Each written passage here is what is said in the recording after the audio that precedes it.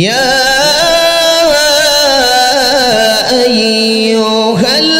আইয়ুহাল্লাযীনা আমানু তুবু ইলাল্লাহ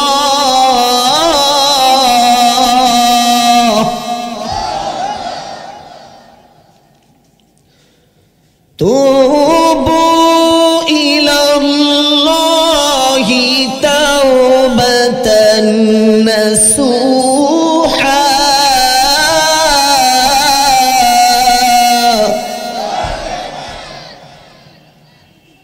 আল্লাহ তাআলা বলছেন ইয়া আইয়ুহাল্লাযীনা আমানুত্তাকুল্লাহ আবার আমানু তুবু ইলাল্লাহ হে ঈমানদারেরা তোমরা তওবা করো কি করো কি তওবা এই যে আস্তাগফিরুল্লাহ রাব্বি মিন কুল্লি এই তওবা বলেন মুখের তওবা না অন্তরে অন্তরের তওবা অন্তরের তওবা কি আল্লাহ আমি এই অন্যায়টা করেছি আজ তওবা করলাম আমি আর জীবনে কখনো এই অন্যায় করব না আমি আর কোনোদিন বেঁচে থাকতে অন্যায়ের সাথে জড়িত হব না তুমি আমাকে মাফ করে দাও ক্ষমা করে দাও আল্লাহ তুমি রহমান তুমি রহিম তুমি দয়ালু তুমি মেহেরবান তুমি করুণাময় তুমি প্রেমময় আমাকে ক্ষমা করে দাও আমি আর এই অন্যায়টা কোনোদিন বলেন করব না এটার নাম তওবা কোন ব্যক্তি যখন অন্তর দিয়ে তওবা করে আল্লাহ তাআলার রহমতের দরিয়ায় জোশ মেরে যায় আল্লাহ তাআলা সহ্য করতে পারেন না বান্দার পিছনের সমস্ত গুনাহগুলি আল্লাহ মাফ করে তাকে দুনিয়ায় জান্নাতি মানুষ বানিয়ে দেন তওবা করলে লাভ না লস লাভ আমরা আজ এখান থেকে তওবা করে মোনাজাত দিয়ে তাবারক আছে না হ্যাঁ আছে তাবারক নিয়ে বাড়িতে যাব ইনশাআল্লাহ আপনারা প্রস্তুত আছেন এটা মুহাব্বতে বলেন তো আল্লাহু আকবার আরেকটু আওয়াজে বলেন তো ইয়া রাসূলুল্লাহ মারহাবা তওবা মানুষকে পাল্টায় মানুষের দাম বাড়িয়ে দেয় তওবা মানুষের তকদির পাল্টিয়ে দেয় ভাগ্য পরিবর্তন করে দেয় মানুষের জিন্দেগি পরিবর্তন করে দেয় ছিল গুনাহগার তওবা করার কারণে আল্লাহ তাকে মুমিনদের উচ্চ মাকাম দান করে দেয় তওবা করার কারণে আল্লাহ তাআলা চোরকে ওলি বানায়া দেয় তওবা করার কারণে আল্লাহ তাআলা একজন জিনাকারী ব্যক্তির জীবনকে পাল্টায়া আল্লাহ তাআলা তাকে পুত পবিত্র মানুষ বানায়া দেয় বলেন না আল্লাহু আকবার কিন্তু তওবা তওবার মতো হতে হবে আমরা যে তওবা করি সচরাচর এইটা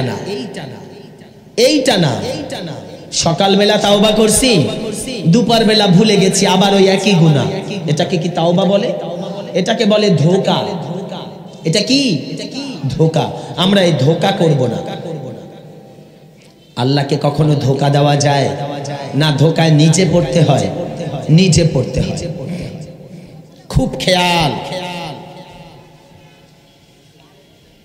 বন্ধুরা ভাইরা বাবারা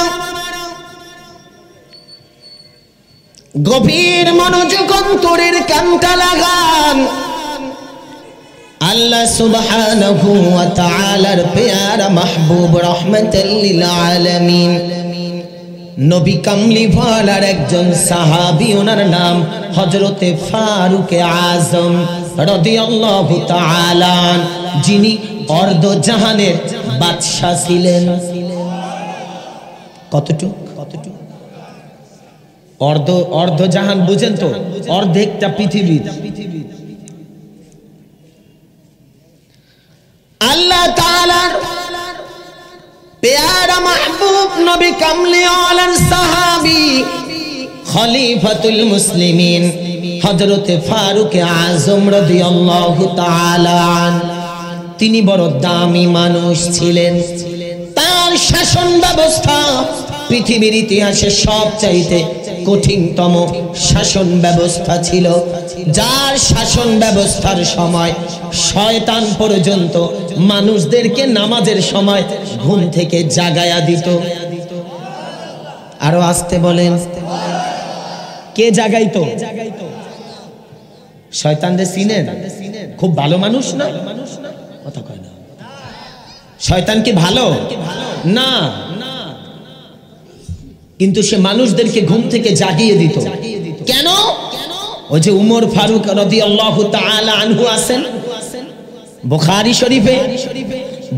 শরীফে জিহাদ চ্যাপ্টারের ভিতরে দেখলাম ফারুক আজম রাদিয়াল্লাহু তাআলা আনহু যখন রাস্তা দিয়ে হাঁটতেন, ওই রাস্তায় শয়তান প্রবেশ করত না। যেই রাস্তায় ফারুক আজম রাদিয়াল্লাহু তাআলা আনহু চলতেন, রাস্তায় শয়তান প্রবেশ করত না। এত বড় আল্লাহ তাআলার পছন্দের বান্দা ছিলেন, রাহমাতাল লিল আলামিন, নবী কামলিওয়ালা, প্রিয় সাহাবী, অর্ধ জাহানের বাদশা। কিন্তু সারা রাত এলাকার প্রতিটা ঘরে ঘরে ঘুরিয়া মানুষদের খবর নিত কে কেমন আছে। কেউ বিপদে থাকলে তার বিপদে ঝাঁপিয়ে পড়ত, আর কেউ যদি কখনো অন্যায় জুলুম কাজে লিপ্ত হতো তাকে সঙ্গে সঙ্গে প্রতিহত করত। যেটা কোরআনুল কারিমে 4 নাম্বার পারায় আল্লাহ তাআলা বড় চমৎকার করে বলেছেন, কুনতুম খায়রা উম্মাতিন উখরিজাত লিন-নাস তা'মুরুনা বিল মা'রুফ ওয়া তানহাউনা আনিল মুনকার। সৎ কাজের আদেশ, অসৎ কাজে নিষেধ। বলেন, অসৎ কাজে নিষেধ। এটা করতেন।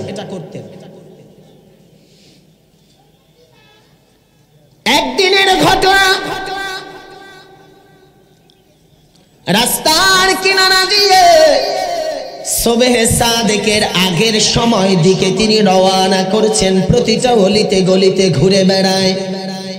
আর আমার দেশের নেতা ফজরের আজান দেয় কখন টের পায় না। কি 10টায় সকাল হয়, এমনও লোক আছে না নাই?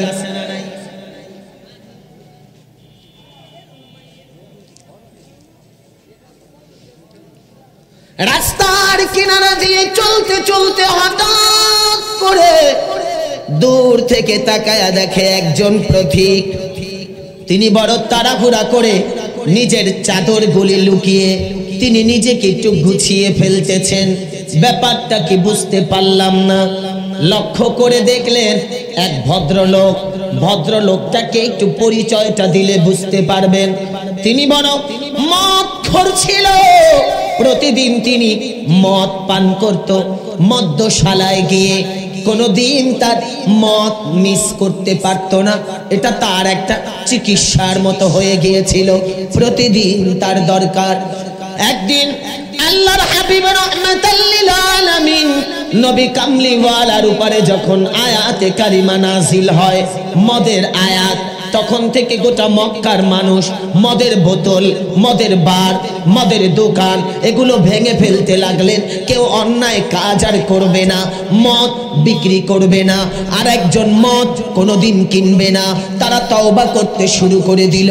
কিন্তু ওই ব্যক্তি এত বড় মদ্যপায়ী ছিল, তিনি মদ কোনোভাবেই ছাড়তে পারলেন না। তিনি চিন্তা করলেন, ফারুক আযম রাদিয়াল্লাহু তাআলা তিনি যদি দেখে আমি মদ পান করি আমাকে হত্যা করবে, গলা কেটে ফেলবে। তাই আমি লুকিয়ে মদ পান করব। হয়তো কয়েকদিনে মদ খাওয়া ছেড়ে দিব। বলেন না, ছেড়ে দিব। নিয়ত করে গভীর রাত যখন গভীর, মদ্যশালায় চলে যায়। গিয়ে দেখে মদের দোকান বন্ধ। বাড়িতে চলে যায়, ঘুম থেকে তুলিয়া মদের শালায় নিয়া একটা বোতল মদ তিনি পান করলেন। আর এক বোতল মদ নিজের হাতের ভিতরে নিয়া ঠান্ডার দিন, শীতের দিন রওয়ানা। ইন দি মিন টাইম খলিফাতুল মুসলিমিন রাস্তার কিনারা দিয়ে হেঁটে যাচ্ছে। হঠাৎ করে মদ যেই ব্যক্তি পান করে তার চোখের নজর পড়ে যায় দূর থেকে ফারুক আজম উমরে ফারুক রাদিয়াল্লাহু তাআলা আনহুকে দেখা যায়। তাই তিনি চিন্তায় পড়ে যায়, পেরেশানিতে পড়ে যায়। হায় রে হায়, আজ যদি উমর ফারুক রাদিয়াল্লাহু তাআলা আমাকে মদ পান করতে দেখে, হয়তো তিনি আমাকে হত্যা করবে, কতল করবে। তাই তিনি আল্লাহর কাছে তওবা করতে লাগলেন। মালিক, ওগো আমার প্রাণের আল্লাহ, আপনার কাছে সাহায্য চাই। আজ যদি ওমর ফারুকের হাত থেকে আপনি দয়া করে আমাকে বাঁচান, আমি আর জীবনে কোনোদিন মদ পান করব না। জোরে বলা যাবে আল্লাহু আকবার।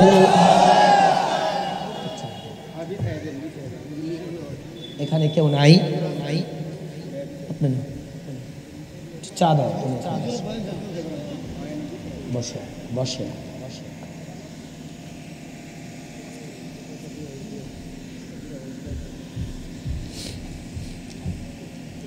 কার কাছে তওবা করলেন একটু বলেন।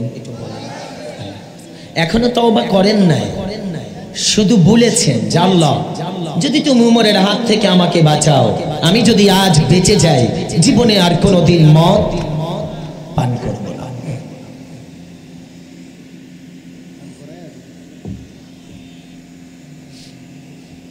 কিছুক্ষণের ভিতরে ফারুক আযম রাদিয়াল্লাহু তাআলা আস্তে আস্তে আস্তে আস্তে একেবারে ওই আগন্তুক যুবকের কিনারায় আয়েশা তাকায়া দেখে যুবক ছটফট করতেছে। একবার চাদর লুকায়, আর একবার বোতলটা লুকায়, একবার ভূগোল জেগে যায়, আর একবার ভূগোলটা চেপে ধরে। ফারুক আযম ডাক দিয়া বলে, যুবক, ব্যাপারটা বুঝতে পারলাম না, তুমি এমন কেন করছো? কি অন্যায়, কি অপরাধ? বলে, হুজুর বিশ্বাস করেন আমি মদ খাই নাই। সুবহানাল্লাহ। আমাদের দেশি ভাষায় বলে চোরের মনে।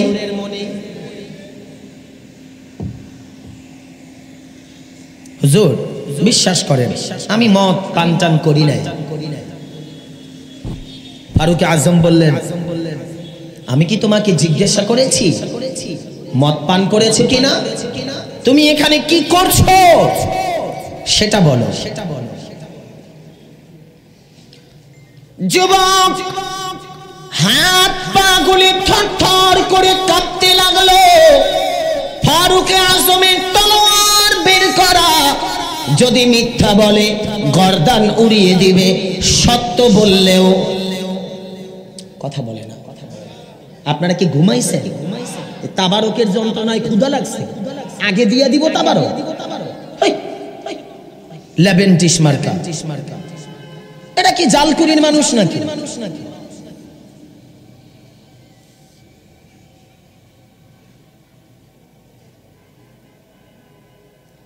বন্ধুরা, ভাইয়েরা, বাবারা, ফারুক আযম রাদিয়াল্লাহু তাআলা একটা ডাক দিয়ে বলে, যুবক, এত গভীর রাতে তোমার হাত পা গুলি থরথর করে কাঁপতেছে, তুমি কি জানো চাদরের ভিতরে বারবার লুকাও? আমি তোমার চাদরটা খুলে দেখতে চাই, কি লুকায়া রাখছো, কি এখানে মজুদ রেখে দিয়েছো? যুবক ডেকে বলে, হুজুর কিচ্ছু না, কিচ্ছু না। হুজুর বলে, অবশ্যই কিছু আছে, বের কর। যুবক একবার হাত দিয়ে বের করতে চায়, আর একবার লুকায়া রাখে। হঠাৎ যুবক চিন্তা করলো, আজ যদি বাঁচতে না পারি আমাকে তো মেরেই ফেলবে, তাহলে আর কি উপায়? তিনি সঙ্গে সঙ্গে ডাক দিয়া বলে, ফারুক আযম, অন্যায় নিবেন না। আমার ভূগোলের ভিতরে দুধের বোতল, আমার বাচ্চার জন্য দুধ কিনেছিলাম। কি কিনছে? আপনারা বলেন সত্য না মিথ্যা? মিথ্যা। তিনি মিথ্যা কথাটা বললেন। ফারুক আযম তলোয়ার বের করে ডেকে বলে, যুবক, যদি আজ মিথ্যা কথা বলো আমি তোমার গর্দানটা উড়িয়ে দিব, আর যদি সত্য হয় তোমাকে যেতে দিব, তোমাকে আমি ছেড়ে দিব। হাত পা গুলি থরথর করে কাঁপতেছে। হাদিসের ভিতরে পাওয়া যায় তার চক্ষু বেয়ে বেয়ে ঝরঝর করে অঝরে পানি পড়ছে, চক্ষুগুলো লাল বর্ণ হয়ে গেছে, ঠোঁটগুলি লাল হয়ে গেছে, ভয়ে বুকটা ধরপর ধরপর করছে। ফারুক আজম বলে চাদর সরাও, আমি দেখতে চাই তোমার দুধের বোতলটা। এবারে ও সরায় না। ফারুক আজম বলে দেখবই। যখন চাদরটা সরাইছে নিজের অজান্তে, নিজের জানা নাই, ভয়ে ভয়ে চাদরটা সরায় ওখান থেকে মদের বোতলটা বের করে ফারুক আজমের হাতের ভিতরে দিলেন। কিন্তু ততক্ষণে আমার আল্লাহ তাআলা রহমতের দরিয়ায় জোশ মেরে গেছে। আল্লাহ বলেন লা তাকুনাতু মির রাহমাতিল্লাহ।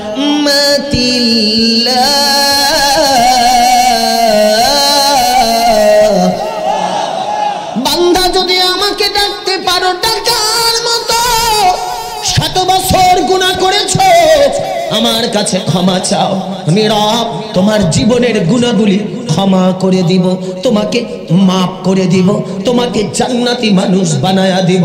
তাওবা করো বান্দা, আমার কাছে সারেন্ডার হও, আত্মসমর্পণ করো। কিন্তু আজ আমরা গুনাহ করি, আবার অহংকারও করি।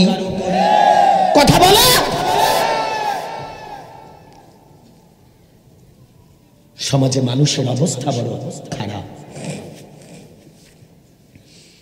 ফারুক আজম এই প্রচন্ড শীতের ভিতরে তুমি কোথায় পাইলে দুধের বোতল? ততক্ষণে যুবকের চক্ষু বেয়ে বেয়ে পানি পড়ে পড়ে নাকের ডগা ভিজে গেছে, গাল বেয়ে বেয়ে অঝরে পানি পড়ছে। ডাক দিয়া বলে ফারুক আজম, আপনিও বুঝি আমার সাথে ঠাট্টা মস্কারি মজাক করেন? না না, তা করা যাবে না।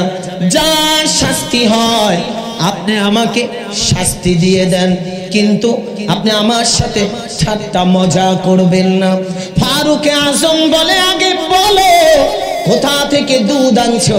এবারে যুবক চক্ষু খুলিয়া তাকায়া দেখে খোদা কি কসম বোতলের ভিতরে এনেছিল মদ, এখন আর মদ নাই, দুধ দেখা যায়। কি দেখা যায়? কি দেখা যায়?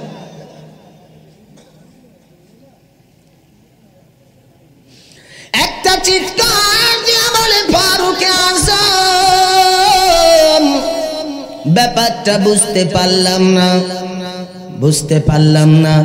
বোতল কি আপনি পাল্টায়া দিছেন? ফারুক আজম বলে তুমি যেটা দিয়েছো ওটাই তো বোতল, আমি কেনই বা কি জন্য পাল্টাতে যাব?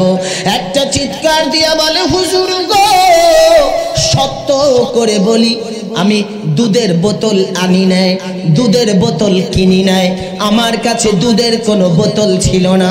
আপনার হাতে তলোয়ার দেখিয়া আমার অন্তরের ভিতরে ভয়ে কম্পন শুরু হয়ে যায়। আজ আপনার হাত থেকে বাঁচতে পারবো না, আপনি বুঝি আমাকে হত্যা করে ফেলবেন, সেই ভয়ে আমি আপনার সাথে মিথ্যা কথা বলেছি।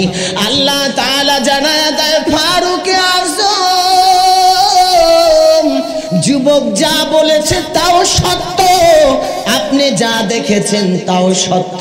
আমি আল্লাহ মাঝখান থেকে একটা প্রেমের কুদরতের খেলা খেললাম।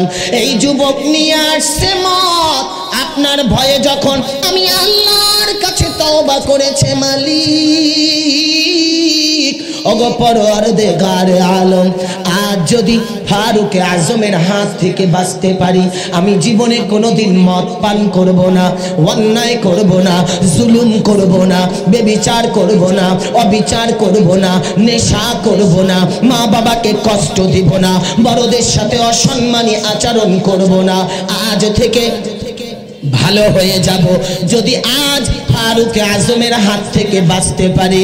ও ফারুক আজম, যুবকের তওবা আমি আল্লাহর কাছে এত বেশি ভালো লাগছে, তাই আমি আল্লাহ যুবকের মত পাল্টায়া আমি আল্লাহ দুধ বানায়া, শুধু দুধ বানাইছি তা না, আমি আল্লাহ দুধটাকে গরম বানায়া সামান্য চিনি মিশ্রিত করে দিলাম। কারণ ও যেই কথা বলছে ওর বাচ্চার জন্য দুধ আনছে, সত্যি ওর বাড়িতে 6 মাসের একটা দুধের বাচ্চা আছে। আমি আল্লাহ তাই দুধটা গরম বানায়া চিনি সামান্য মিশ্রিত করে যতটুকু বাচ্চার জন্য দরকার আমি আল্লাহ প্রস্তুত করে আপনার হাতে পৌঁছায়া ওর জীবনের গুনাহ মাফ করে আমি আল্লাহ তাকে জান্নাতের মালিক বানায়া দিলাম। পারে? বলেন বলেন, পারে? আজ এখানেও তো কেউ আসতে পারে মদ পান করে, পারে না? ধূমপান করে আসতে পারে না? পারে না? গুনার কাজ করে আসতে পারে না? পারে না? আমরা যদি আল্লাহর কাছে আজ এখান থেকে মাহফিল থেকে জান্নাতের বাগান থেকে তওবা করি, রব কি বাড়িতে যাওয়ার আগে আমাদেরকে মাফ করে দিতে পারে না? পারে না? শুধু একটা অন্তরের ব্যাপার, শুধু একটা পুত পবিত্র সাচ্চা হৃদয়ের দরকার। ওটাই তো আমাদের নাই। নাই দুনিয়ার লোভ আর টাকার অহংকার আমাদেরকে নিচু নিকৃষ্ট মানুষে পরিণত করে দিয়েছে। সম্মানিত হাজী, বুঝতে চেষ্টা করুন, বুঝতে চেষ্টা করুন। যদি আপনি বুঝতে পারেন কামিয়াব, কল্যাণ। না বুঝতে পারলে আপনার আমার তকদির খারাপ। পায়ে হাত দিয়ে বলবো, অনুরোধ রাখবো, একটু আমলের নিয়তে বাড়িতে কিছু নিয়ে যাওয়ার নিয়তে বসে কাজে আসতে পারে। শুধু মাহফিলে আসলাম আর গেলাম, এতে কোনো ফায়দা আছে? শুনুন বন্ধুরা, ভাইয়েরা, বাবারা, বনি ইসরাইল গোত্রের একটা ঘটনা আপনাদের মাঝে তুলে ধরতে চাই তওবা সম্পর্কে। বলবো? রাগ করবে? দুই যুবক বন্ধু, ওই দুই যুবক মিলে একটা এরাদা করলো, শোনো আজ থেকে আমরা যে যে কাজ করি, কাজ করার পরে বাড়িতে ফিরে একদিন তুমি খাবার দাবার রান্না করবা, আমরা দুজন খাবো, আর একদিন আমি রান্না করব, আমরা দুজন খাবো। ভাগাভাগি তো বুঝেন করে নিলেন। আমি কিন্তু ওয়াজ না, আজকের ওয়াজ না, আপনাদেরকে একটু বুঝানোর চেষ্টা করেছি। পর্দার আড়ালে আমার জান্নাতি মা বোনদেরকে বলবো, আম্মা জান, কলিজার টুকরা যুবক, আমার মুরব্বী বাবারা, আমি কে, আমি কোন মসজিদের হুজুর, আমি এইটা না দেখে আমি কি কথাগুলি বলছি ওগুলো গুরুত্ব দেন, না হয় আপনি বুঝবেন না। আমার সাথে আপনার শত্রুতামি থাকতে পারে, কোরআন হাদিসের সাথে তো আর শত্রুতামি নেই। আছে? তকদির পুড়িয়েন না।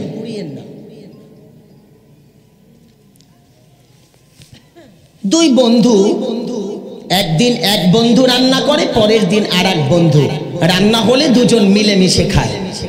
কিন্তু দ্বিতীয় বন্ধু যেই দিন রান্না শুরু করলো, আশ্চর্য, শুয়ে শুয়ে তাকায়া দেখতেছে যে দ্বিতীয় বন্ধু রান্না করে, চুলার আগুন বাতাসে নিভে যায়। নিভে যাওয়ার পরে ওই দ্বিতীয় বন্ধু আপন ডান হাত দিয়া চুলার আগুন লাড়া দিয়া আবার জ্বালায়, কিন্তু তার হাতে ঠোসাও পড়ে না, হাত পুড়েও যায় না। আরো আসতে বলেন, আপনি আমি পারবো আগুন লাড়া দিতে? না, সামান্য মোমের ফোঁটা পড়লেই তো চিল্লা পাল্লা।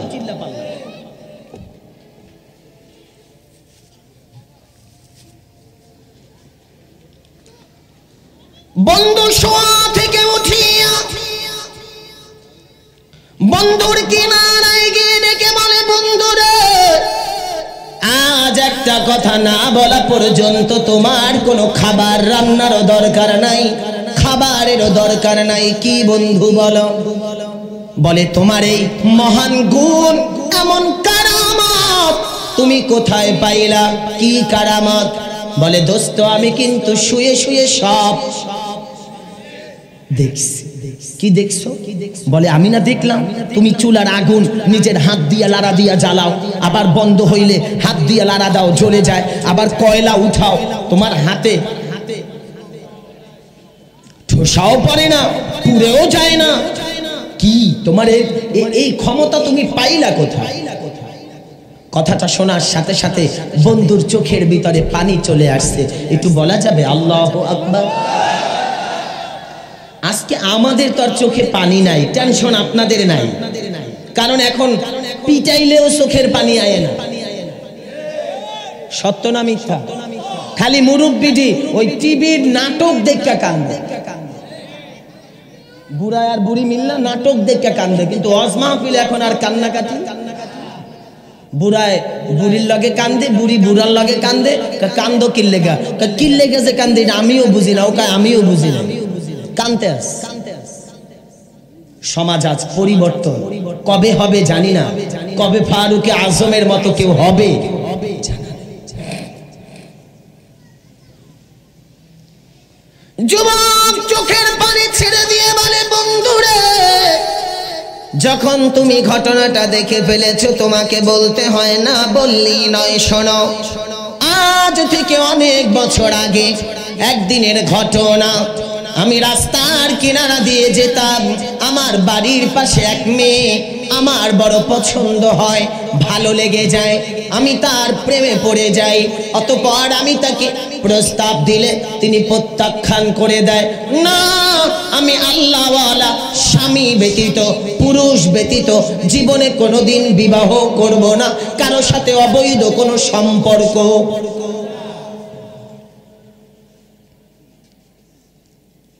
খুব খেয়াল, দিল দিয়ে বুঝবে। আমি এটা শুনে আমার খুব মেজাজ গরম হয়ে যায়, কিন্তু আমার বাবা ছিল সওদাগর। সওদাগর বুঝেন? এখন যুগে শিল্পপতি, বিজনেস ম্যাগনেট, আর তখনের সওদাগর সমান, ব্যবসায়ী ছিল। আমার বাবার কিনারে গিয়ে কান্না করলে বাবা ডেকে বলে, ছেলে রে কি হয়েছে আমাকে খুলে বলো। বাবা, আমার পাশের বাড়ির এক মেয়ে আমার বড় পছন্দ হয়েছে, কিন্তু মেয়েটা আল্লাহওয়ালা, বোরকাওয়ালা। কিওয়ালা? আপনারা কি আমার কথা বুঝেন তো? মেয়েটা বোরকা পরতো, খুব পর্দায় থাকতো, রাস্তায় বের হলে হাত মোজা পা মোজা ঢেকে বের হতো। জোর এই ঘটনা এবার আব্বার কাছে বলতে, ছেলে বাবা যদি তুমি আমাকে জীবনে বিবাহ করাতে চাও আমি ওই মেয়েটাকেই বিবাহ করব, অন্যথায় আমি আর কাউকে বিবাহ করব না। বুঝানোর জন্য তওবা, একটু বাস্তবমুখী দুই একটি কথা। বাবাই শুনে সওদাগর মেয়ের বাড়ির কিনারায় গিয়ে দরজায় টোকা দিয়ে ঘরে ঢুকে বিবাহের প্রস্তাব। মেয়ের বাবা ছিল আল্লাহওয়ালা, মেয়েও ছিল আল্লাহওয়ালা। ডাইরেক্ট বলে দিলেন, হ্যাঁ আপনার ছেলে সম্পর্কে আমরা যতটুকু জানি তিনি নেশা করে, মদ পান করে, গুনাহগার, মেয়েদের সাথে খারাপ আচরণে লিপ্ত হয়, মেয়েদেরকে ডিস্টার্ব করে, এমন ছেলের সাথে আমার জীবন থাকতে বিবাহ। ঘরের ভিতর থেকে মেয়ে বলছে আমিও বিবাহ বসবো না, বাবাও বলছে আমার মেয়েকে আমি বিবাহ দিব না। বাবা অপমানিত হয়ে ঘর থেকে বের হয়ে ছেলেকে গিয়ে বলছে, এই এলাকার সবচাইতে ধনী ফ্যামিলির মেয়েকে তোকে বিয়ে করাবো, ওরে আনার দরকার নাই। ছেলে বলে, না বাবা ওকেই আমার চাই। যখন প্রত্যাখ্যান করলো, ছেলের বাবা চলে গেল, ছেলে ঘুরে পায় না। কিছুদিন পরে মেয়ের বিবাহ হয়, বলেন আলহামদুলিল্লাহ। বিবাহ হয়, আল্লাহ তাআলা ওই ঘরে নেক সন্তান দান করে মেয়ের ফ্যামিলিতে, কিন্তু ছেলেটা তখনও বিবাহ করে নাই। মেয়ের সন্তানও হয়ে গেছে দুইটা। হঠাৎ করে এলাকার ভিতরে খাবারের সংকট পড়ে যায়, গোটা এলাকার মানুষ খাবারের জন্য হাহাকার পড়ে যায়। মানুষ যার কাছে পায় খাবার তার কাছেই সাহায্যের হাত বাড়িয়ে খাবারের জন্য ছুটে যায়। হঠাৎ সওদাগর তিনি ডেকে বললেন, ছেলেরে, মনে আছে? কোন সওদাগর? ছেলের বাবা। বলেন কে? ছেলের বাবা। হঠাৎ ডেকে বলে, বাবারে, আমি তোমার কাছে মৃত্যু শয্যায় বলে যাচ্ছি বাবা, যদি পারো আমি কিছু টাকা পয়সা দিলাম, গরিব মানুষের মাঝে কিছু খাবার বন্টন করে দিবা, এটা আমি তোমার কাছে দায়িত্ব দিয়ে দিলাম। ছেলে বলল, বাবা ঠিক আছে। কিন্তু বাবারা, ভাগ্যের কি নির্মম পরিহাস, ছেলে যেই এলাকায় খাবার দিতে গেল, গিয়া তাকায়া দেখে লম্বা বিশাল বড় লাইন, সিরিয়ালে মানুষজন খাবার নিতে আসে।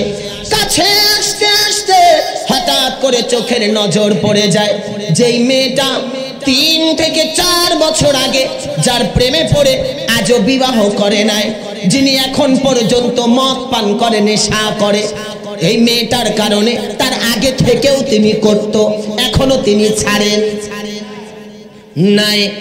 এখন ওই মেয়ের চোখের দিকে তাকায় হঠাৎ নজর পড়ে যায়, ডেকে বলে, তোমাকে আমার চিনা চিনা লাগে, পরিচিত মনে হয়, বাড়ি কোথায়, ঠিকানা কি?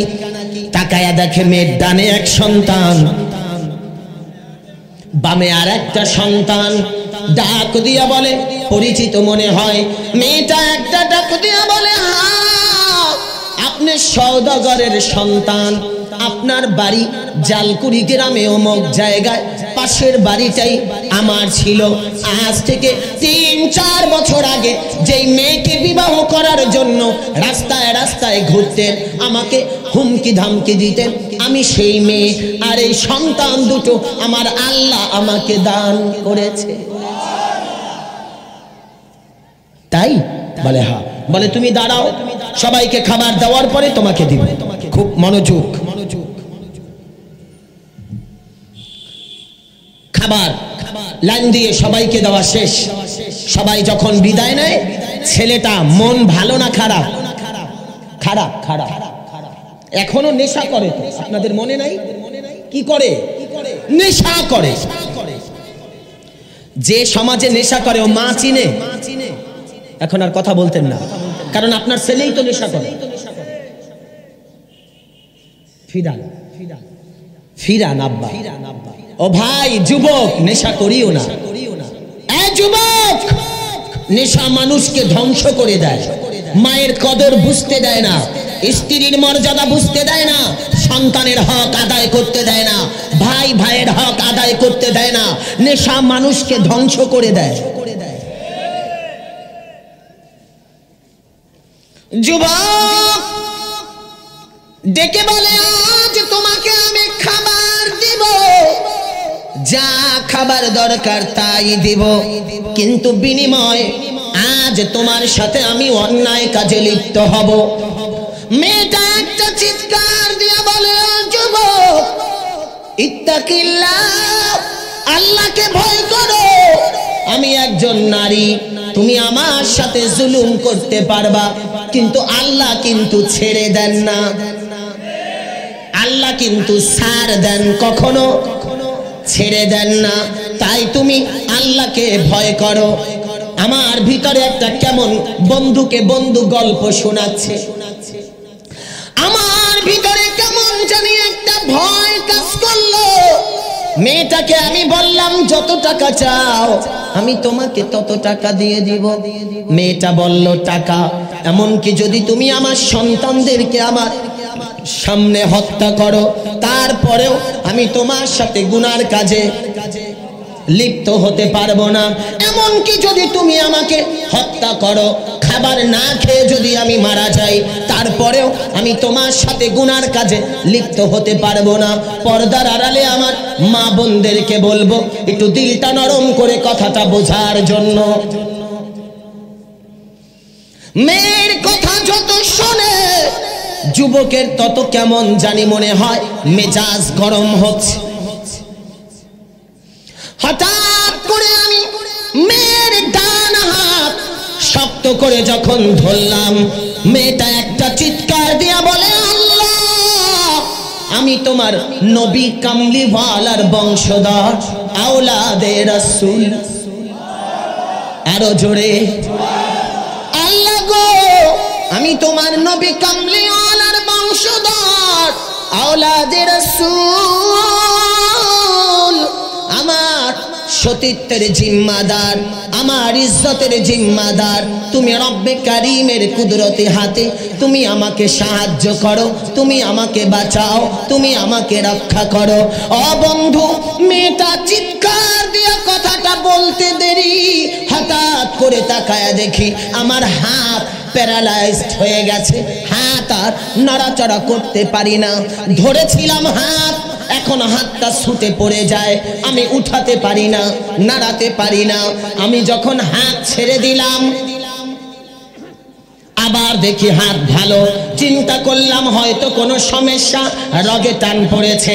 আবার ধরলাম, আবার মেয়েটা চিৎকার দিলে হাত আমার অবশ হয়ে যায়, প্যারালাইজড হয়ে যায়।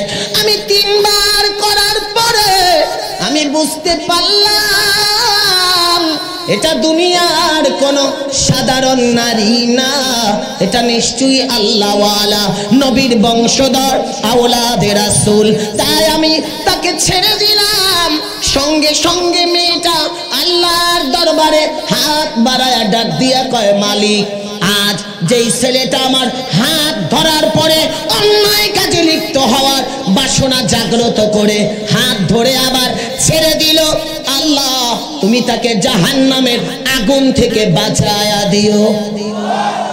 আরো জোরে, আল্লাহ তুমি তাকে জাহান্নামের আগুন থেকে বাঁচায়া দিও।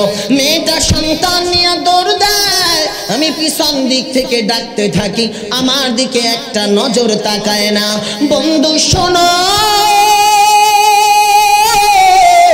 আল্লাহর কসম, যেই দিন মেয়েটা আমার জন্য দোয়া করেছে, আল্লাহ এই যুবককে তুমি জাহান্নামের আগুন থেকে বাঁচাও, ওই দিন থেকে আমি আগুন ধরলে আগুন আমার হাতে লাগে না, মোমবাতি ধরলে লাগে না, কোনো লাইটের আলো যত যা হোক আমি হাত দিয়া ধরতে পারি, আমার হাত আমার পা আমার শরীরে স্পর্শ করে না। আল্লাহ তাআলা ইলহামে জানায়া দিলেন, বন্ধুরে বন্ধুর সাথে বন্ধুর সম্পর্ক করায়। আল্লাহ দুনিয়ার আগুন থেকে তো তোমাকে বাঁচাইলই, আখেরাতে জাহান্নামের আগুন থেকে বাঁচায়া আল্লাহ তোমাকে জান্নাতের মালিক তওবা করার কারণে বানায়া দিছে। জোরে বলা যাবে আল্লাহু আকবার। তওবা করলে লাভ না লস, কম না বেশি? বলেন বলেন, আল্লাহর কাছে তওবা করতে পারবো সবাই? সবাই বলেন মারহাবা। তওবা আল্লাহর কাছে এমন ভাবে স্যালেন্ডার করতে হবে যে আল্লাহ তুমি আমাকে ক্ষমা করে দাও, মাফ করে দাও, আর জীবনে কখনো অন্যায় করব না, জুলুম করব না, গুনার কাজে লিপ্ত হব না। এটা তুমি আমাকে ক্ষমা করে দাও। আল্লাহ মাফ করে দিতে পারে না পারে না? বলেন বলেন। নারায়ে তাকবীর, নারায়ে রিসালাত, প্রধান বক্তার আগমন, আল্লামা হাফেজ ওলিউল্লাহ আশিকি হুজুরের আগমন, এলাকাবাসীর পক্ষ থেকে বলেন মারহাবা।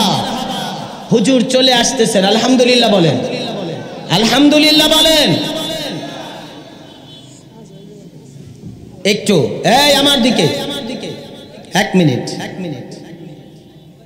আপনাদেরকে একটা অনুরোধ আসছে। আমি তো নাতে রাসূল পারি না, গজল পারি না, তারপর একটা অনুরোধ আসছে আমাকে একটা গজল গাওয়ার জন্য। আমি কি হুজুরে আসার আগ পর্যন্ত আপনাদেরকে নিয়ে 2টা কলি বলবো? রাগটাগ করবেন নাকি? গজলের সম্রাট আসতেছে, তারপর আমার কাছ থেকে গজল শোনার কোনো দরকার আছে? এদি আবার কয় আছে। শুনবেন, গজলের সম্রাট খ্যাত আল্লাহ তাআলা সিনাটা মদিনার আয়না বানিয়ে দিয়েছে। বলেন মারহাবা।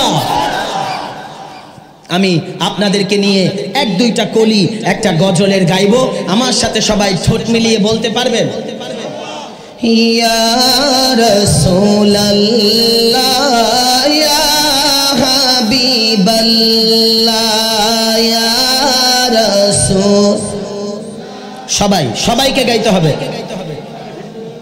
ইয়া রাসূলুল্লাহ ইয়া হাবিব পাই যদি নবী গো আপনার দিদার, মওয়াতের যাতনা থাকিবে না আমার, দয়া যে করিয়া দিও গদিদার, দয়া যে করিয়া দিও গদিদার ইয়া রাসূলুল্লাহ।